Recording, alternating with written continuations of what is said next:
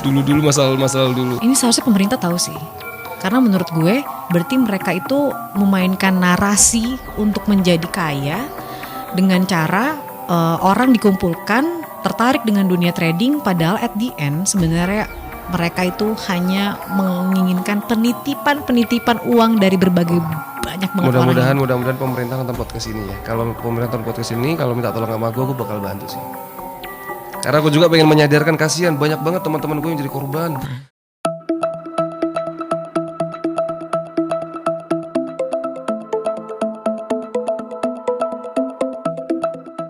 Setelah gue sadar gitu, gue ngalamun, gue bisa menikmati dari hasil semua ini ya. Berapa cal dapatnya? Yang jelas lu lihat ya, kemarin gue ke luar negeri, pulang gue ke Bali sebulan, seneng gue ke Labuan Bajo. Itu dari hasil kerugian orang? Ya, bisa dikatakan seperti itu. Tapi kan akhirnya suara ombak itu kan bangunin gue. Kasian tau. Terus akhirnya gue bilang, iya ya, udah deh, gue bilang gitu. Akhirnya gue pikir sebenarnya adalah gue nggak menjemput kejahatan itu kan. Dijemput kejahatan berarti? Dijemput kejahatan mungkin gue dijemput kejahatan dengan posisi gue lagi rugi dengan aplikasi itu, paham? Gue lagi rugi gitu, mungkin duit lu, kenapa enggak gitu, kan? Terus akhirnya gue mikir,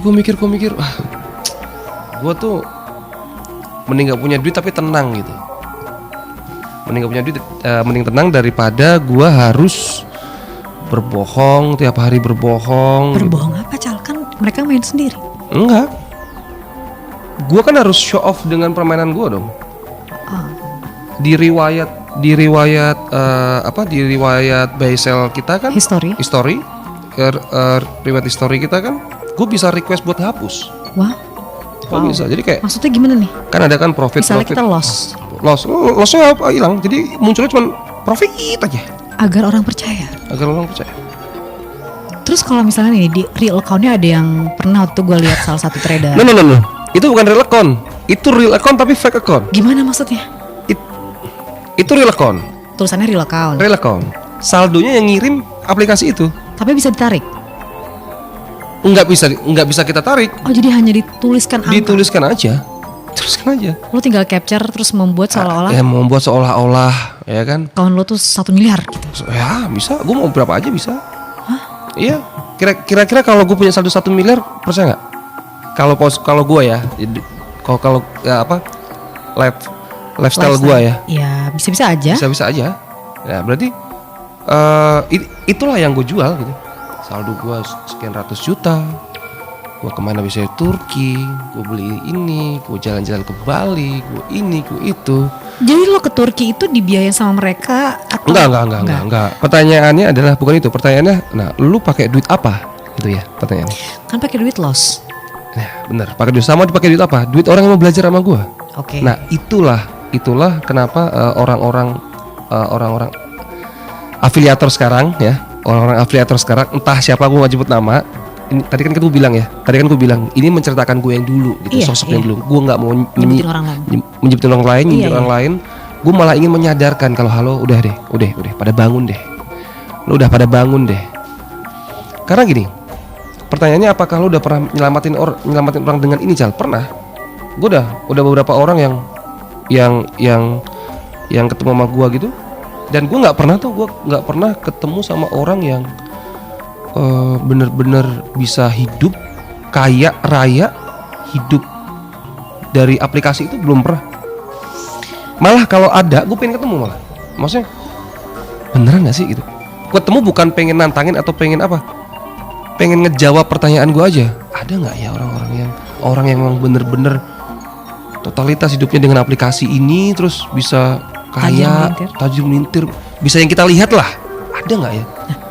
Kan sebenarnya sosok-sosok yang muncul bilang gue profit dari sini sekian, bisa dibilang kalau mereka menjadikan diri mereka afiliator, itu berarti juga cuma tampilan dong.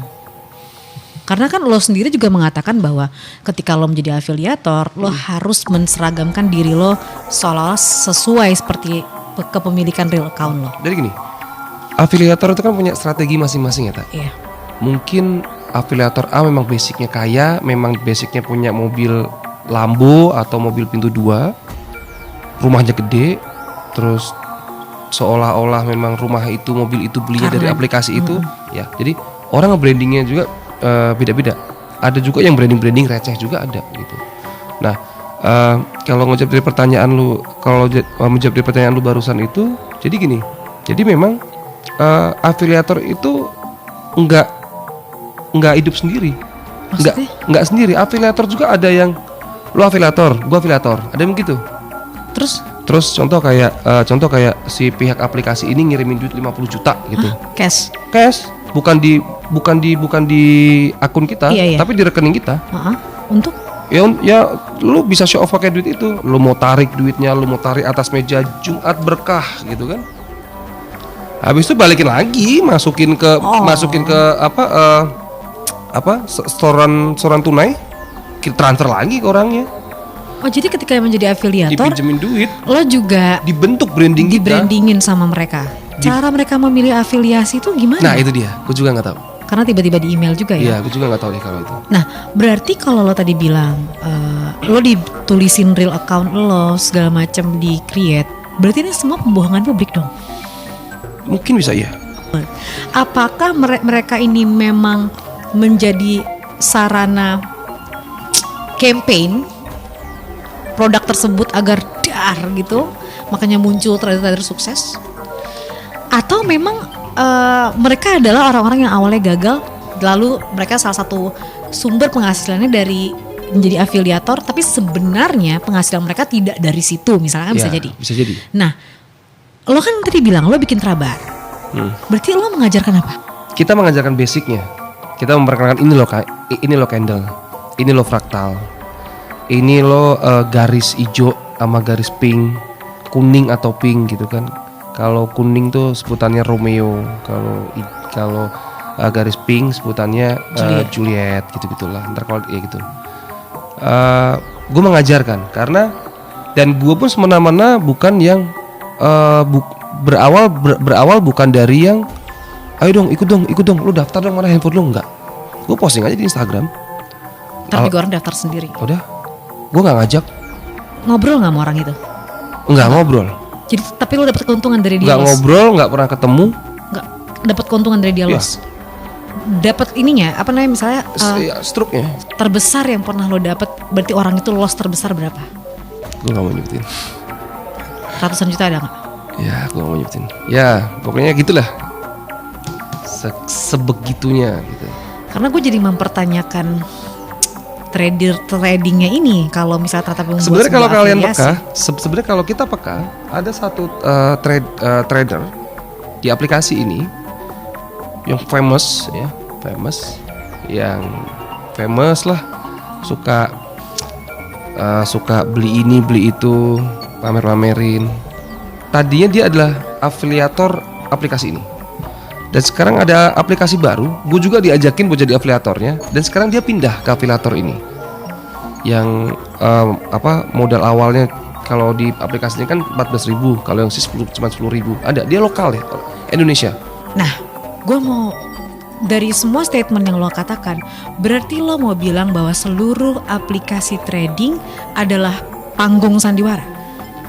Seluruh aplikasi trading adalah panggung sandiwara. Enggak juga, tak?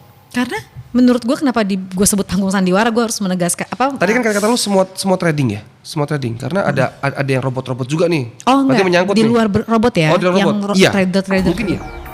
Mungkin iya. Kalau yang trading yang candle mau punya ini, kerja kata gue. Berarti seluruh afiliator sebenarnya sama-sama VO dong dalam hati ya, gue tahu kerjaan lo. Iya. Ini satu pertanyaan, ini pertanyaan pamungkas. Apakah semua afiliator itu mengajarkan sesuatu yang disengajakan untuk loss? Karena loss adalah keuntungan kalian? Yang gue lakuin enggak.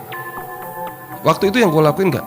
Tapi teman-teman gue afiliator, iya, trabar, loss. Oke, kita trabar dari jam 7 sampai jam setengah 8, setengah jam gitu. Oke ya, kompensasi barbar, mainnya barbar, jangan diikutin. Ya gimana lo, orang saldo dulu ratusan juta, terus member lu nggak suruh ikutin, kan gatel lah pengen ngikut, nggak mungkin. Itu tuh permainan kata, mau nggak mau pas udah ngikutin. Jangan diikutin ya, jangan diikutin. Oh loss, kompensasi, ya kan, kompensasi. Oke, waktunya udah habis ya, udah setengah jam, sampai ketemu nanti minggu depan hari Jumat. Selesai. Nah, udah cuan belum? cuan. Di hari Jumat dia bikin trabar. Berarti sebenarnya trabar tuh kan sebenarnya trading bareng, main bareng, untung bareng niatnya. Sekarang teman-teman gue sekarang yang gue masih perhatiin lebih gila tak? Trabar, cuan bareng, mikir bareng, untung bareng. Dikasih foto nih.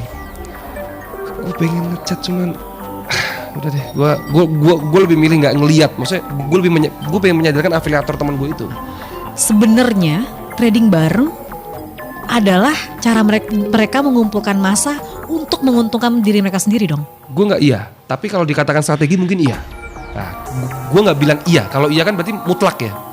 Tapi kalau mungkin itu salah satu, bisa jadi. Kalau mungkin salah satu mungkin bisa jadi strateginya. Jadi karena kan kalau trading bareng kan berarti otomatis udah berapa kali nih?